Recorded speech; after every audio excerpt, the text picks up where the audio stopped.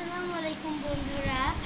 আজ আমরা বিজ্ঞান বাক্সের চুম্বক চমক থেকে কিভাবে মোটর দিয়ে ফ্যান চালায় তা শিখব। আমাদের প্রথমে লাগবে মোটর, তারপরে লাগবে ব্যাটারি কেসিং সহ ব্যাটারি, তারপরে আমরা এই কালো তারের সাথে ঝুলে দিয়েছি। এরপর আমরা এই যে এই কালারটার সাথে আমরা লাল কালারটা তুলে দিই। এটা কিন্তু এমনি এমনি চলা শুরু দিয়েছি। এবার আমরা আগে একটা ছুটি, তারপর যে আমরা নিয়ে